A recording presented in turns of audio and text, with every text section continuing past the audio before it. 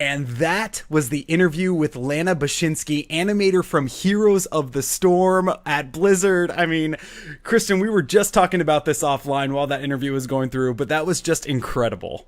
5 hours would not have been enough time. I want to know so much more about this animation process. And honestly, and Lana, I know you're in the chat, a boot camp, an animator boot camp for plebs, I guess. Because I've never actually worked with computer animation, but that would just be fascinating to sit in and see the process and maybe even get to touch the mouse that's animating the character.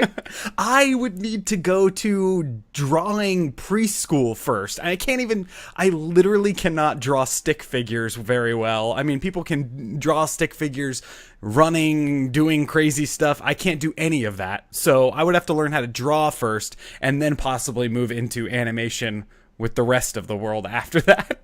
Right, it would be like the QWERTY run guy. You try and do the QWERT as he run, but then it just falls apart onto the ground and a hand goes up here and there's a leg somewhere back there. It shouldn't be there, but somehow it found its way. Life finds a way. Story of my life. Life finds a way. Jurassic Park. I was going to say World, but maybe Jurassic World 2. Life finds a way. Thank you again to the Blizzard community team for help making that interview possible. And a huge thank you again to Lana Bachynski, who is an absolute rock star and super uber talented. It was an honor talking with you. Okay, let's get into some more HeroesForge celebration stuff here. Kristen, I got some numbers for you over the last 2 years. And these are some crazy numbers to start thinking about. So we have forged 17 Diablo heroes, 30 Warcraft heroes, 12 StarCraft heroes, 17 Hearthstone heroes, 7 heroes from Overwatch. We've forged 2 characters that are in Heroes of the Storm to be playable characters, and also, for just some fun, we forged 6 other heroes for a total of 94 heroes. Multiply that by 2, and if I could do math, I would tell you how many kits we've done over the last 2 years. 188. Something's coming in from beyond. It's telling me 188, right? tell me I haven't flubbed my math. It's coming in. It's 188 kits. Kristen, 94 heroes that we've talked about. And as I was going through these numbers and looking at all of these kits, I can safely say that all of the kits that we've done on the show have been unique to themselves and not borrowed a lot from the other 94 kits. No, and it's nice. It's nice because we get to build them however we want, right? We don't have to worry about restrictions or anything. And hopefully the team who creates the heroes don't have to worry about restrictions, but you'd have to imagine there would be certain things, right? But I think the thing I'm most surprised about, how many Hearthstone heroes we've forged. That's not even a hero-based game, and it's up there with Diablo. I know. And Kristen, quick question for you. How many Hearthstone heroes that are just unique to Hearthstone are in Heroes of the Storm? 0. 0. Zero. It's 0. It's 0. Yes. So if you're out there thinking something needs to get represented, it's Hearthstone. And I think there's some really cool characters in there that can totally get represented in Heroes of the Storm. So let's break it down a little bit here with these 94 kits we've done over the last 2 years. First thing, let's talk about our favorite hero that we forged. And Lana brought this up in the interview a little bit. So I said that my favorite was the Innkeeper, which we forged on episode 8. See my segue there with Hearthstone heroes? So the Innkeeper we forged on episode 8, and one of my favorite abilities from our kits was the Boombot Shot. So activating Q for the Innkeeper sends a specialty order for the enemy heroes, a Boombot Shot. This Boombot attaches to the enemy hero and will detonate at a random time with a random amount of damage dealt. It can be talented into later in the game to allow the Innkeeper to detonate all Boombots at a selected time. Only one Boombot can be placed on a single hero at a time. I mean, the Innkeeper, there's a bazillion things you can do with this character, but this was one of the highlights for me. So do you see the Innkeeper as somebody who would blow up his patrons? Is that what you're saying here? Is it his little mouse friend that does the dirty work so he can keep his hands clean? I think the mouse is actually the one running the tavern, and the innkeeper himself is not involved with that at all, and it's the vice versa of that. I love that idea, right? I've always enjoyed that trope where the person you think is in charge is actually just a face. It's actually the little person in the background. May tie into my own life, being a small person, but, you know. So, Kristen, you said that your favorite hero that we forged was the Dark Wanderer, which was from episode 2. Do you have a highlight from that episode you'd like to talk about? I do, because I built this guy to release minions, much like the cinematic. That amazing cinematic that blew my child mind and would forever paint the path toward envisioning fantasy over sci-fi when it comes to envisioning things. All right, so anyway, it was east always into the east, and following the cooldown of these abilities that summon minions, the longer you go without summoning them, the stronger they are when released, right? So you follow Aiden's journey. He tries to keep it in until he can't keep it in anymore, and he kills a tavern. It's Speaking of taverns, I mean, this is all just a through line all the way through here. Yeah, there you go. And then the innkeeper busts in and takes down the people that might have gotten away. That's right. See, it's just one big tavern brawl. Maybe they make the map, right? Maybe a tavern brawl map hits the Nexus first. That'd be really, really cool. Okay, let's get into our favorite abilities forged. I mean, we're not even going to do the math on how many abilities we forged over the last 2 years. But Kristen, hit us. What is your favorite ability that we forged on this show? I'm giving some StarCraft love here, and this was something you did, Jeff. Episode number 24, when we forged Arcturus Mengsk. And it was called Totalitarian. And this was his trait. If Mengsk is known for anything, it is his brutal and unwavering rule. The oppression and tyranny that created this rule ultimately led to his downfall. In Heroes of the Storm, you imagine that Mengsk would use his superb skills of manipulation to suppress the enemy team. Similar to the way that Abathur plays Mengsk, Mengsk would not be a hero on the battlefield that would be in the center of the fight. He instead would be set up at the beginning on the battlefield at a podium just next to the core. He is not able to move, but he can use all of his abilities while at his podium. From here, he can use his propaganda to influence the tide of battle. If Mengsk is defeated by the enemy team, he is not able to respawn. Dang, I forgot all about this. Our Mengsk episode was really cool. There was a lot of talk about how to make him a character like Abathur, but not live the same way as Abathur, and this was one of the ideas that we came up with to make that happen. And I still think that something like this is possible in the Nexus. Maybe it would have to be tweaked. Maybe if he was killed, he would respawn, things like that. Maybe he would be targeted. His health could be a shared health pool by the minions that he might be spawning on the battlefield. Fun, cool things like that. But I still think that there's room for more Abathur-esque characters that aren't necessarily in the heat of the battle, but on the sidelines still doing some serious work. Yeah, absolutely. And that's the kind of stuff that adds a lot of flavor to the game, right? The Murkies, the Abathurs, the solo push Asmodans. Looking at you guys. You know, there's something to be said about successfully pulling off a 4-man comp that can hold back the tides of a 5-man so that number 4, being the trickster of the group, can run around and cause havoc that hopefully is so crazy the other team can't even react to it. Totally. Yeah, no, I totally agree with all of that. I mean, there's some definite design space there that would be really fun to play around with. All right, my favorite forged ability that we've done over the last 100 episodes. 2 years. See, my numbers are all mixed up. Slow down, man. I know, Slow right? down. We just hit 100. The bones are starting to ache. Is from our Harrison Jones episode, which was episode number 33. It was the second heroic on one of our kits that I know we both agreed would need to be in the game if Harrison Jones was in here, and it's called Boulder Chase. So what would Harrison Jones be without a boulder ability? And this ability was just that. A boulder is summoned behind the Harrison player, and it travels quickly in a straight line.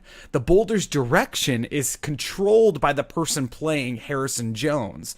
Depending on the direction that they run away from it, if the boulder hits an enemy hero, they'll be stunned in place and take damage. The boulder will roll for a good amount of time, damaging and stunning heroes in its path. If Harrison is killed while this ability is active, the boulder will run in a straight line afterwards. You gotta love it. Now, would you yell at people to throw you whips and things as it came after them? Or, I mean, there's so many things you could do. Yeah, and then, the other heroes would be like, throw me the idol and I'll throw you the whip. And then you just go running away from this boulder. Exactly. And you go, no way, man. And you shove him face first into the dirt, and you jump your way to victory. Because you would imagine, too, he'd be jumping, maybe not jumping, right? Would he get a speed boost? We need to analyze this a bit further. Would he get a speed boost? He'd absolutely get a speed boost. Okay, cool. So you run right past the enemies, and then the boulder's closing in, and that's how you lead it to victory. Yeah, talk about animation. How cool would that be to animate Harrison Jones running away from a boulder? I mean, I gotta start drawing. Next thing we're gonna talk about here is we're gonna talk about our favorite given name to a hero. So we've forged some characters on this show, like Harrison Jones, that have names already. But we've touched on a bunch of characters over the last 2 years where they don't have names. Maybe it's a hero class from Diablo, or a hero class from World of Warcraft, or maybe it's a Zergling from StarCraft, and we have to give these characters names. We've done a ton of these, Kristen, and they're some of the most fun. They really are, mostly because there's a lot more freedom in terms of creating a story for a character that's maybe got 3 traits that you can pull from. Yeah, so we have to give them names because they don't have names already. So my favorite given name for a hero was actually one of the names we gave to a treasure goblin kit from episode number 41. It was called Donyuku, which is the Japanese translation for the word greed. And this is for a treasure goblin. I just thought that one was really neat. Well, it fits the character, right? I mean, how many times are characters named after the traits that they embody? Greed, death, the angel of death. You did it. Yeah, and then that's what makes names great. I mean, I'm looking at your given name here, and what were you thinking? Because this is also fantastic. Yes, so we did an episode where we forged the Cow King from Diablo 2's Cow level. And this was episode number 77, and I named him His Royal Highness Hugh Heifer. You win all the internet points. That's literally so funny. That is hilarious. Hugh Heifer. I don't know how I'm gonna process all those points, man. You can't just dump internet points on somebody like that. I don't have any points to give, but if I did, I'd give you all my points, Kristen, because that is very, very funny. All right, the next thing we talk about when we're talking about heroes is we talk about what would their specialty mount be if we brought them to the game, and we've had some serious, awesome ideas for mounts. Kristen, hit us with your favorite over the last 2 years. Okay, episode number 87. We forged Scar, the Zergling, the one from the animations. I think he shows up in Heart of the Swarm, and then even after that in the Protoss campaign. Yeah, he's in some of the comics too. I mean, it was like a Zergling that had a name and was, friends with Kerrigan and this whole thing. So yeah, it's a named Zergling. That's right. Yep. So this one I went with Scar being not one Zerg, but a swarm of Zerg. So you're playing this little swarm of Zerglings. And the idea hit me, what if, this would be the cutest thing in the world, the little Zerglings, they're tiny. They're so tiny. Half the size of Chromie, a quarter the size of Chromie. They're little things. What if they all get their own little miniature mounts? You put them on bikes, and they're on little mini bikes. You put them on clouds, and they've all got their own little clouds. Oh, I love it. It's great. I just want to see all of those little Zerglings on even smaller treasure goblins. There you go, right? Right? Little treasure goblins, surfboards, grumpy thunderclouds, ponies. I mean, anything is cute when it's small. Absolutely. But, Kristen, you also won my favorite mount over the last 99 episodes. My favorite mount was one that you did on episode 7 when we were building Lucio. This was before Lucio was even in the game or even thought of to be in the game. And Kristen said that wouldn't it be awesome if his mount was crowd surfing? So all you during your summoning of your mount, all of his groupies would run out of the bushes and pick up Lucio and crowd surf him in the direction that you were going, and the people that were in the back of the line would have to run to the front of the line to pick up the feet as he just keep moving him forward, and he would just be crowd surfing the whole way. Exactly. Well, I mean, when you reach a certain point of being a celebrity, that's how you get around. That's why so many people have to move to LA. Why? Because they... To carry the stars around. That's why there's so much traffic. Exactly. Oh my goodness. We solved it. We solved the traffic. Yeah, I still think that episode number 7 was one of our best episodes. That was so long ago, and it was so fun. I remember laughing about it for days afterwards. The Lucio episode, it was a ton of fun. Now we're getting into favorite skins. We also give these heroes specialty skins as we go through the Nexus.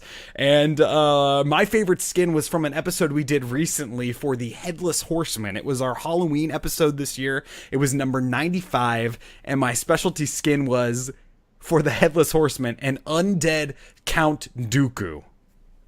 Yes. Undead Count Dooku. It was beautiful.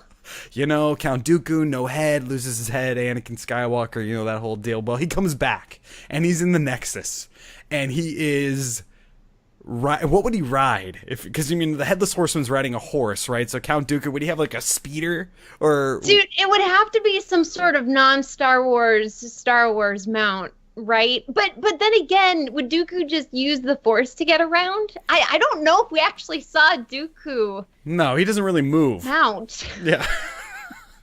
Well, he does do a fight. I mean, he does a big fight with Yoda, I think. So, yeah. Oh gosh, hashtag forget the prequels. That's right, I said what it. Prequels? There were prequels? Absolutely. That was my... the original, that's it, right? Yeah, the prequel was episode 4 to episode 5. You get where I'm going with this. What's your favorite skin, Kristen? All right, my favorite skin, we forged Edwin Van Cleef back in, number 16. Oh, goodness. And this idea came to me for all you ladies and gents who like dollar romance novels. We would create Heartthrob Van Cleef. He was a lone pirate bent on taking revenge for those his past allegiance wronged, hiding behind his mask until he met you. Heartthrob Van Cleef comes complete with no shirt, open overcoat optional, perpetual wind blowing back his luscious locks, and extra shine to his sun-bronzed skin. His mount is now a rope that swings him to his next destination. I remember this. And I remember the funniest part of this was until he met you. Well, that's how it is, right? If you read the backs of those novels, and even the chapters in them, it's like, it was a hard-hearted farmer who couldn't get his crops to grow until you brought the rain. Oh my, yes, that was until you brought the rain. By my next novel. I'm honestly thinking of having a go at writing a romance novel someday. Until you brought the rain. Patent, trademark, when this goes up on YouTube, you came up with it first. Thank you. All I need is the respect and the mention. Hashtag first. Yes, and Chad is saying that hashtag needs to be a legendary skin. So it does. It would. Absolutely, right? Because then you'd have music too behind it. You'd need some violins or something, or maybe like some of those drums and pipes. Just, yeah. Roses blowing on the wind. I love it, Kristen. Super creative, super funny. Okay, last thing we're going to talk about on this episode here is we got all these heroes that we've talked about and we've forged on the show. Let's make a team comp here. And we're not going to go super in-depth or in-depth at all about what these heroes' abilities would be, because we've done that already on those episodes. So if anything sounds super intriguing to you, and this is the first time you're listening to it, we'll give you the episode numbers so you can go back and touch on it a little bit. So I'll start with my team comp here. This is using only heroes that we have forged on the show here. So I'm starting with my Deathwing as my tank, my warrior. We forged Deathwing on episode number 72. And it's been a huge request in Heroes of the Storm to have this dragon, to have Deathwing. Now we have Alexstrasza. Back then we didn't, so everybody was doing hashtag dragons in the Nexus. It was a huge thing. So Deathwing's opening it up on my team. And then for a support character, I'm bringing in Amara, Warden of Hope, which is from Hearthstone. It was from the Journey to Ungoro expansion, and it was the quest for Priest, which just, you know, any of those quests that you complete inside of Hearthstone, I mean, they really help you out in the game. So we incorporated a lot of cool stuff with Amara to bring into Heroes of the Storm as well, including some RNG from Hearthstone, and it was crazy and fun. So she's going to be supporting Deathwing, but now we got these assassins. And this new kick that I'm on. Oh, Amara was from episode number 62, if you're out there wondering. And now assassins. So both of my assassins were Kristen's kits. And the first one was Kristen's Imperious kit from episode number 5. I've been on this Imperious train for a long time now. And it's like hyped up for me recently because somebody posted on Reddit, like, maybe it's Imperious that's coming after, you know, whatever's coming next. And I was like, oh yeah, I could get behind that. So it's been hyped up. So in Kristen's Imperious kit, he's carrying this huge spear and just decimating the enemy. And imagine Imperious behind Deathwing. GG. That's all I gotta say. But little do you know that my second assassin is also Kristen's Kyle Varos kit from the classic Blizzard game. What was it called? Blackthorn. Blackthorn. Yeah, so shotgun wielding, you know, this guy with long hair, you know, he runs in. You got to check this game out on YouTube if you haven't already. It's an oldie but a goodie, and it's a Blizzard game. So maybe someday we can get this, you know, character in Heroes of the Storm. That would be awesome. And that was from episode number 66. And then to round it all out with a specialist in the end, I'm bringing in my Elise Starseeker. You can see I'm really reaching for Hearthstone characters here. And Elise Starseeker was from episode number 6, and she had some really cool golden monkey things that we could do in there, and it was really awesome way to destroy structures in a cool and different way that kept her safe while summoning legendary minions. It was really neat. So in my HeroesForge team comp, you'd have Deathwing coming over the cliff, staring right down at you, and then Imperious right behind him. Out of the blue, Kyle Valros with the shotgun shows up, supported by Amara, Warden of Hope, and Elise Starseeker. Come on. It's a pretty eclectic group, right? You wouldn't think they would get along, especially Deathwing. He's kind of a loner like Imperious. But, you know, when there's victory on the line, even Alarak's ego can be overcome. Hopefully. Kristen, hit us with your hero comp with all of those heroes that we have forged over the years.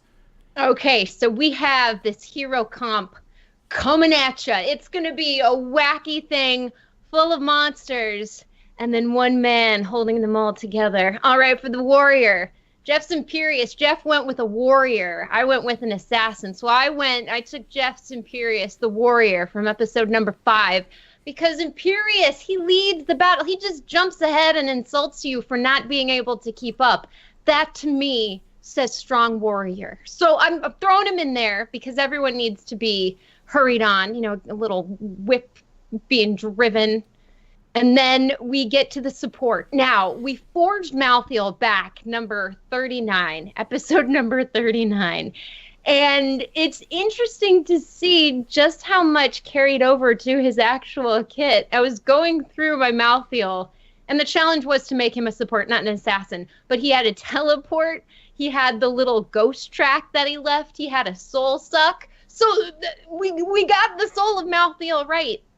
And the whole idea with this one is that he would steal health from the enemies and then give it back to his teammates. So, you have Imperius in the front, Malthael in the back, you have the light and the dark juxtaposition. And then, of course, for the assassins, going with my Edwin Van Cleef, again, number 16, because boy, oh boy, I got myself excited there. And then another assassin, because Van Cleef is the single target heartbreaker. Once he gets a hold of you, he doesn't let go. So who else do you need? You need a burst. So we're bringing in Jeff Manaroth as the burst assassin, that huge hulking behemoth who shakes the ground as he walks. And then to circle this out, we bring in the nasty little goblin, Gelbin Mechatork. Jeff's Gelbin Mechatork from episode number 65. And those goblins were crazy fun. I mean, this kit is cool. I want to see these two teams fight each other. Yeah, it would be interesting to see how it would come out in the end. Maybe it would just be a draw, right? Nobody's feelings get hurt. Freddy versus Jason. Guess what? Nobody dies, so it's not actually a versus movie. And then it just keeps going, sequel after sequel after sequel. It's enjoyable enough if you like the two characters, but you're just going, come on. We all know no one's going to win in this, except the box office. Maybe. If it's around Halloween, maybe. All right, Kristen, those are some awesome questions for us to go over when we're celebrating our 100th episode here on Heroes Forge.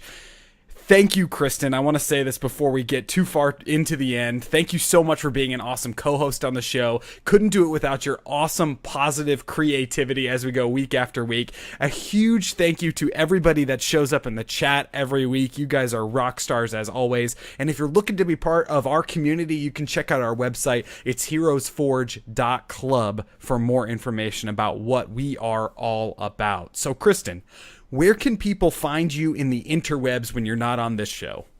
In the interwebs, you can find me at Dream Destroyer. That is DRMDESTRYR over at Twitch, Twitter, YouTube, and Instagram.